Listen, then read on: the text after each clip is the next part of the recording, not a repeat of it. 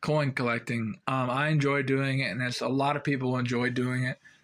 And I've been collecting since I was 11, and I keep collecting, building up a collection. And I thought it'd be cool to show off, not in like an arrogant sort of way, but just cool to share with you, give you something new to look at instead of just a religious video. And the focus of this channel is religion, but I do talk about other things. And for me, it's interesting to think that Christ used coins as parables and things. And I particularly think of the parable of the lost coin, and that coin was probably in real life that would have been like that woman's rent for the month, and her looking for it. It was so precious because her life really did kind of depend on her finding that coin, and it's really just so interesting to think about. In the same way that every coin is different and unique and valuable, that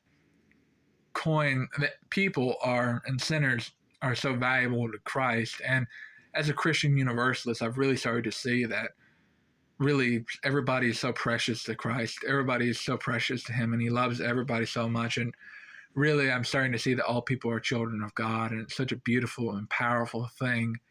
And I want you to know, even though you clicked on this video to watch coins, and you're going to get plenty of that God loves you so much, no matter who you are and what you've done. And I just think it's just a beautiful thing. But enough about that, and we're going to look at coins.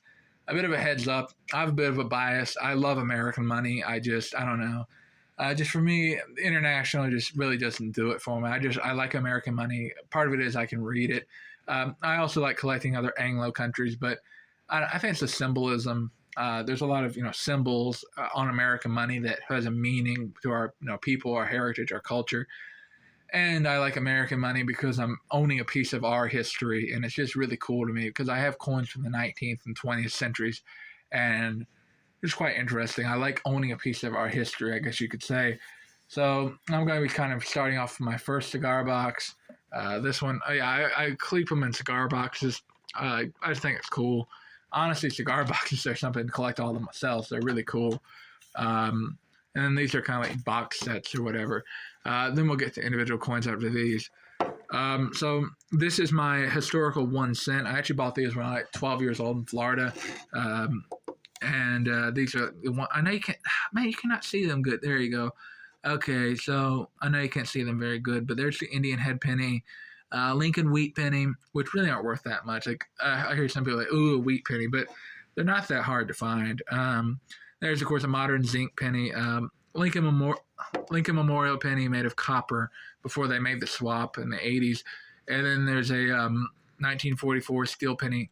That's honestly really cool. You see, back in the day, back in World War II, back in 1943, to save resources, we decided to make a penny that was 99% steel, and then we covered it in like 1% zinc, and that's why it's like that. But people hated those coins so much that in 1944 we swapped back over. And what's really cool is that there are a few 1943 copper pennies that are worth a bunch of money, and there are a few 1944 zinc pennies that are also worth a bunch of money. So if you ever find one, lucky for you. And don't be afraid to give me a little bit of the money, since I told you the idea. But yeah. And then here's some interesting coins. There's the back of them. Okay, that's the back of them. Okay. You might have heard my cat there. She's in here. I'm like in a random workshop somewhere. And then here is my nickels of the 20th century. I also bought these when I was like 12 in Florida. Do not live in Florida, but I was vacationing. And then there's a Buffalo nickel, which in my opinion is the coolest nickel ever. They're really cool. Then we have the Jefferson nickel, the modern nickel. Then we have the wartime silver nickel. It's as Jefferson's face on it too. It was made of silver. And then if you can see it, it's actually quite faint, but I guess there's a big picture of it. There is the Liberty Head nickel of 1883 and 1913. And then there's the backs here. Backs of them. And then I'm about done with these. Oops. My coolest coins are not in the box set, so I do highly recommend you buy these. They're honestly pretty decent quality. And these are last years of issue. We have Liberty nickel, 1912. Barber dime. Let's see, I got a Barber dime. Mercury dime. We actually ended the Mercury dime in 1945 because that's the year FDR died, and we decided we were going to put FDR's face on the dime because he was so beloved. And a fun fact, unlike, say, the UK, we're in the United States, we do not put living leaders on our coins. That's illegal because it's kind of helped prevent us from having a dictatorship. And then we have the Barber quarter and the Lincoln wheat penny. And then here's the backs of them. Forgive me for the unprofessionalness of this video. It's just kind of me, a random guy talking about my coins. It's not a particularly professional video. But yes, those are the coins. And then finally, we have the old American Indian head penny, which are, so I've actually heard some people say that it's actually Lady Liberty, like wearing a chief's hat, and it actually does kind of look like a woman if you look at it close, but all those are from the 1890s or the early 1900s. We started making them in 1859, right before the American Civil War, and then we ended them in 1909 for President Lincoln's birthday. And actually 1909 is a weird year because that's the year we made the transition from the Indian head to the Lincoln head, so like that's a whole year filled with interesting transitions in the penny. But yeah, there's the back. It honestly isn't particularly interesting. It's just this wreath thing. But yeah, it's the Indian head penny. I do recommend if you ever see one of those box sets, they're honestly pretty cool. They're a good way to get what you're looking for, I would say, in coins relatively easily. So that's the first set. And then here's my next cigar box. Yeah. My next cigar box, I got this is actually really interesting. These are wartime rations. Rations goods, but these are our food stamps, pretty much, ration stamps. And it's so interesting looking back at World War II because I don't think Americans would do this today. I don't see us being able to do it. But, back in the 1930s and 40s, there was so much fear that America was heading towards a dictatorship. FDR was continuing to run for president. That's why not too long after his death, we made it where a president could only serve for 2 terms. And the government was growing immensely in its size. And in World War II, we saw freezes on wages and prices. There was massive rationing of goods. So it's just quite interesting to look back and to see just really the amount of power the state had in the economy around World War II. It's very interesting. And we would have gone further. FDR had this whole second Bill of Rights plan. And actually, the reason employers provide health care is because when wages were froze, employers had to offer something besides wages, and they started offering health care, which is really interesting to think about. And then here's the ration book. Whoever this is, I don't know. It's from Pennsylvania. I bought this in Virginia. I live in North Carolina. The Hillsville Antique Festival. If you ever get a chance to go, I highly recommend it. Hillsville, Virginia, really great place. But yeah, these are the little stamps. I got this for like $1. It ain't that bad. And it's just so interesting to think about that you had to pay money you had to use these to get food. It's just so interesting to look back. And then I do collect Civil War era money. I don't have any Northern money. So yes, all the Civil War era money is Confederate money. No, I'm not like a neo-Confederate or anything. I do recognize that the major cause of the war was slavery. It's just I think this is an important historical artifact. But this is from the state of Mississippi, $1. And actually, the state of Mississippi money is more rare. Before the Civil War, states would issue their own money and stuff. Like a national standard of currency isn't a thing until after the Civil War. Interesting to look back on. And then here's the back of it, the old state of Mississippi. So yeah, that's Mississippi money. And so Mississippi had its own money. That's just interesting to think about. And then we got some more of that Confederate money. This is actually national money right here. This is there's old Jefferson Davis, who actually was a senator from Mississippi, which explains how he became president of the Confederate States of America. He's from Mississippi. And then that's just really neat how somebody wrote like 1900 back there, which I think is really interesting because that's the start of the 20th century, and just somebody randomly wrote the date 1900 very early on, it seems. It's just quite interesting to think about some random guy that's been dead for a very long time. Who knows who wrote it? I don't know why they. That'd be a fascinating story to find out why they did it, and who had that bill for all those years. But and then as some other money, this isn't kind of better era money. This is actually you see, it's in red because until 1964, when the Federal Reserve was created, it gained the power to create money. And all the stuff in green, like we have today, was created by the Federal Reserve. Well, it's all printed by the U.S. Mint, but the Fed has control over it. But until 1964, the $1 bill, the $2 bill, and the $5 bill were printed by the U.S. Mint, and that's why they're in red like this. And this one was actually my grandmother's, and it's not in great condition, but there, and then this one I actually found in circulation. It's the same thing. It's actually from 53, though, so it's actually older, but it's in better condition, though. I found it in circulation, which is interesting to think about. And there's the back. It's interesting to see how the back of the $5 bill has changed. Honestly, it looked kind of better back then. And this is a silver dollar certificate, because you used to be able to get silver for your money back when we were on the gold standard. And this is from 1935, so it's almost 90 years old. And there's the back. It's funny to see how the $1 bill really has not changed all that much in 100-odd years, and almost 100 years. And there's another one. It's exactly like it. Let's see what else we got in here. Okay. Sorry. Looking through, got some interesting stuff. This is actually from Germany. Not sure exactly when. I want to say Weimar, but I could easily be wrong. It looks to be from all that hyperinflation that Germany went through. I can't find a year on it, but something tells me it's probably when German money was becoming worthless. And there's the back. That's real neat. See. Got some actually I do have some international money.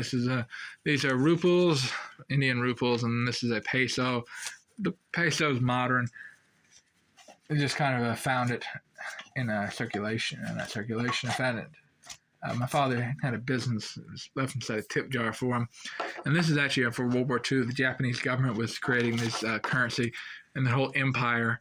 And this is really interesting to me. It's so funny how it's like the American money, and the five pesos one's even more like American money.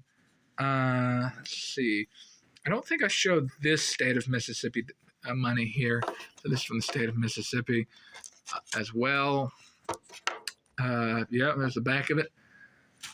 And here's a 5 peso note from the Japanese. Yep. Japanese, 5 pesos. That's interesting too. And then I think I'm about done with this. Hold on. Oh, I dropped one. Okay. Let's see. Anything else? There it is. This is another thing of note I thought I'd show you. It's this is actually what we actually used to have. Before we had coins for like 50 cents and stuff, we actually used to like print them. And this is a 50-cent piece from the Civil War, Alabama. This is Confederate, you can see. And this is actually a 50 cents. My cat. 50 cents piece, and it doesn't actually have a back, so it's quite interesting. It'd be actually quite easy to counterfeit. In fact, it was actually very easy to counterfeit early money because it was relatively simplistic. It wasn't that hard to counterfeit it. Like Britain had this, but then Britain created this 5-pound note, and it couldn't be counterfeited for 100 years. They were using it from the Victorian era till about World War II, so they used that for a very long time.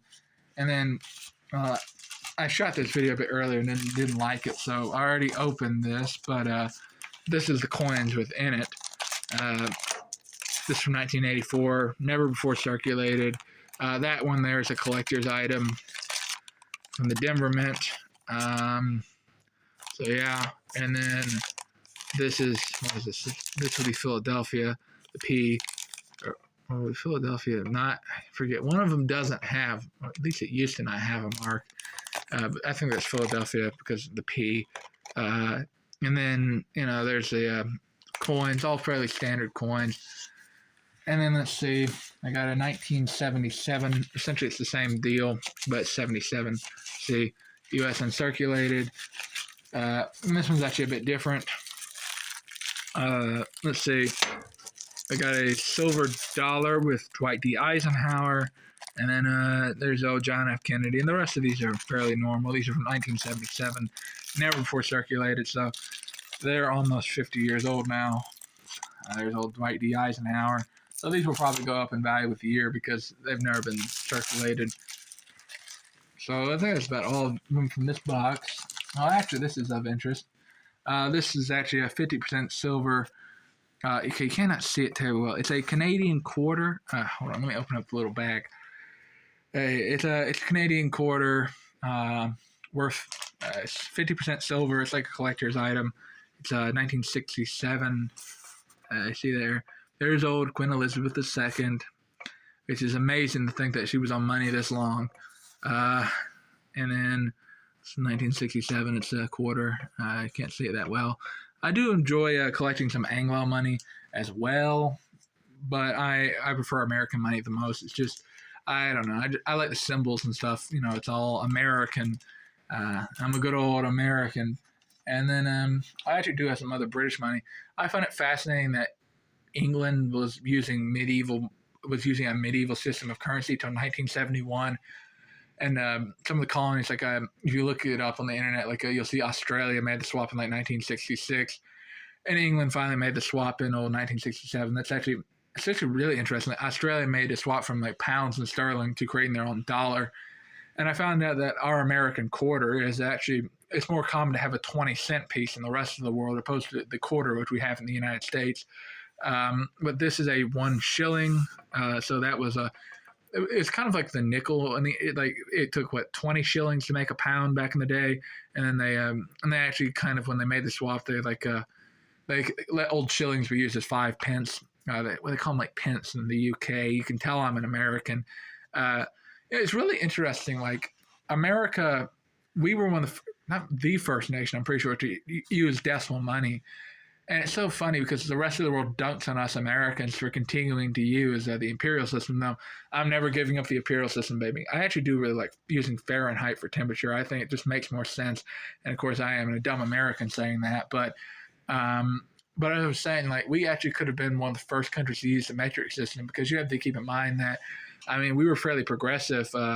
We made a country where 70% of the white male population could vote. It's like somewhat 70%, which is very progressive for the time, white male landowning population. We actually made a country with like our post office. That's actually very progressive as well. A country where you could mail stuff. You didn't have to pay all this money and stuff. That's actually quite progressive. And then we actually could have been one of the first countries to have a metric system, because you have to keep in mind the United States of America only exists because of France. And, France and England hated each other. So the French, they helped fund us in our whole revolution against England. It's funny to think that England, we always brush off the War of 1812, but I find it fascinating that what was that, like 30 years down, 35 years later, the English and the Canadians, I mean, they fight back, they burn down the White House. I mean, that's why we have our national anthem, it's the War of 1812. I don't know. I went a bit of a rant about British money, and it turned into the War of 1812. But it's just so interesting to think about the War of 1812 and how it's kind of just brushed over. And then this is a 5 cent. This is a Canadian nickel from 1952. You cannot see it very well, can you? It's quite blurry. But yeah, this is a Canadian nickel. And then I think this is the king at the time. I honestly don't know, because I'm an American. I do not have a clue about my British monarchs. There's the Queen. It's so weird. I actually know my 16th century British monarchs really well, and then I don't know my 20th century British monarchs. That's embarrassingly weird. And then here's a Canadian penny. Actually, Canada got rid of their penny. So sad. Why can't they be like us Americans and keep around a coin that's honestly kind of become worthless? But I don't know. I kind of like the penny, even though we're losing hundreds of millions of dollars a year printing it. But yeah, let's see if anything else cool. Ooh, this one's cool. It's got like a lion. It says another 1 shilling, but it's from 1948, so it's a bit older than the one I showed you. That's from like the 60s. Uh, okay, there. See, it's another shilling. I'll be honest, I'm an American. I don't know much about British money, but I do own some. It's just kind of how it goes. And nothing else really of interest, I don't think. Is my farthing in here? I do have a farthing. I think the farthing's like the coolest coin ever. It's like a quarter of a penny, and then like it took 240 pennies to make a pound. Oh, Britain. But the pound sterling is the oldest currency in the world. And this is actually a Chinese coin I got for free. I thought it was really cool.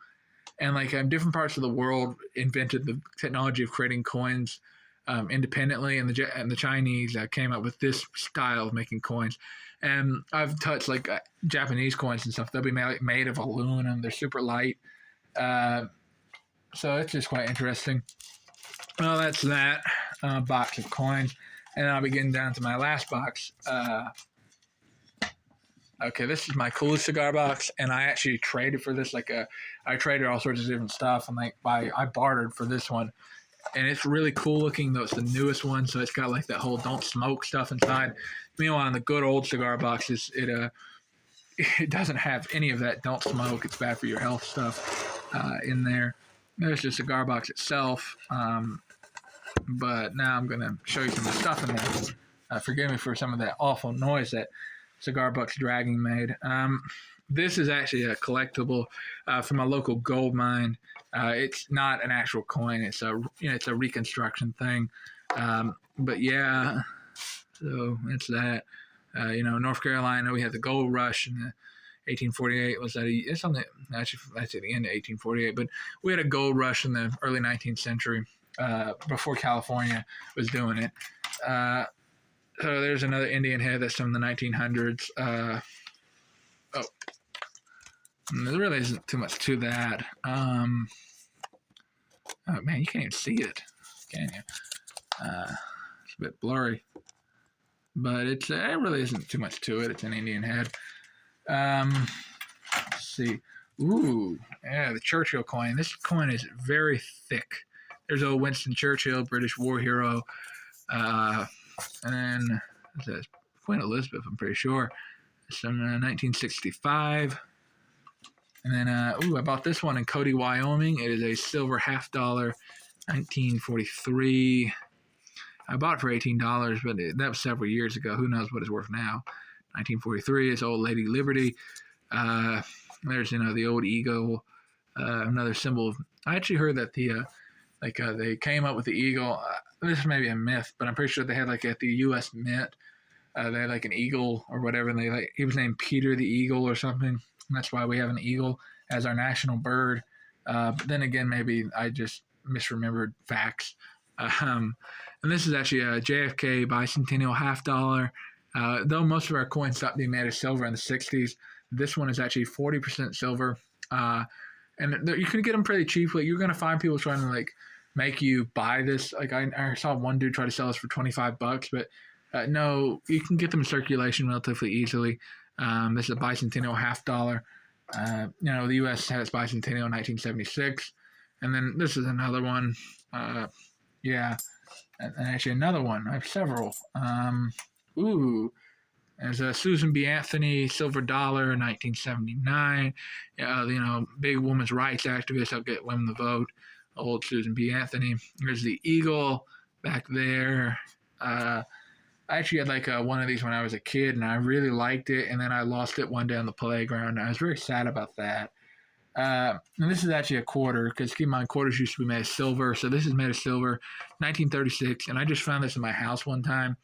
I guess my parents or whatever got it at an earlier date. But yeah, it's made of silver. It's a quarter. I thought it was cool.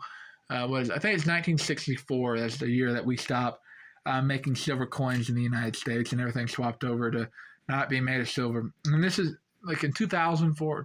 It must have been 2004 because to celebrate the 200th year anniversary of the Louisiana Purchase back in 1803, which doubled the size of the United States when we bought it off France. And that's actually why the state of Louisiana has French culture to some extent, which is really interesting. And in that part of the country, we have French names for stuff that areas that aren't really that French anymore. It's just kind of funny. I think there's a Napoleon, Ohio or something. But yeah, you can't really, okay, like this is really covered. I got this out of circulation, but okay, okay, you cannot see this very good at all. But like this is like Lewis and Clark or something. Okay, you cannot see that. And then this is a recreation of the Buffalo nickel kind of on the back there. But it's got old Thomas Jefferson. This is when they changed it to like Jefferson having a big face instead of the little face. This is a barber. This is a barber nickel. This is actually 1899. I thought that was so cool. It's the end of the 19th century. Forgive me, my camera is not very high quality, so forgive me for the blurs. This is a very low budget production. Let's see. There's old Thomas Jefferson, and then this is like what's that again? Let's see. Ocean in view. Oh, the joy. I guess it's talking about Lewis and Clark when they got to the Pacific Ocean, because Lewis and Clark helped. Yeah, forgive me for some of the dirt and stuff. Like I got all there. It is. I got these out of circulation, so yeah, this is not the cleanest, but yeah, it was made back in 2004. Bicentennial event of Lewis and Clark. There's an Indian head. Let's see if anything else of note. This is another one of those zinc pennies. So yeah, that's neat.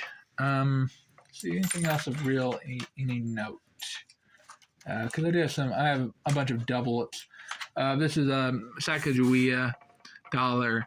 And actually, we tried to back in the 2000s, there was a real push in the government to make it where we would swap over to like a dollar coin.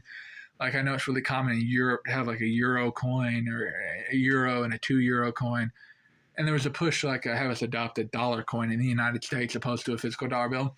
It's not the first time the United States government's tried to get the $1 bill. Back in the 70s, we actually still make $2 bills, contrary to popular belief. But there was this attempt to make it where we would, instead of the $1 bill, we'd use the $2 bill because they had to print half the money. So that's really interesting to think about. I don't have any $2 bills in the collection. They're actually not worth much. I would like to have one of those red $2 bills though. That'd be neat. But yeah, this actually happens to be my oldest coin. It's a 1794 Norwegian halfpenny. It's my oldest coin that I own. Real neat, real interesting. Okay, yeah. So quite interesting. Really neat little coin there. It's the oldest thing I own. It's from the late 18th century. It's about as old as the United States itself. 1 year after the Universalist denomination was founded back in 1793. Anything else? No. Yes, how could I forget? And then I actually own, this is actually very interesting. It's called the Oh, come on! Okay, it just fell out. Hold on. Okay, it's called a President's Coin. It's actually privately made. It's not made by the United States government. This is from 1908. This is from the 1970s, so it only has to Carter. You cannot see it very well, but it's like the idea. It's like all the presidents. It's privately made. Oh man, you cannot see this very good at all, can you? And then there's the back. It's plated in gold. It's a very you've really got to stare at it very closely to see it in detail. It's got all the presidents' names. It's got their faces, and then it comes in this thing.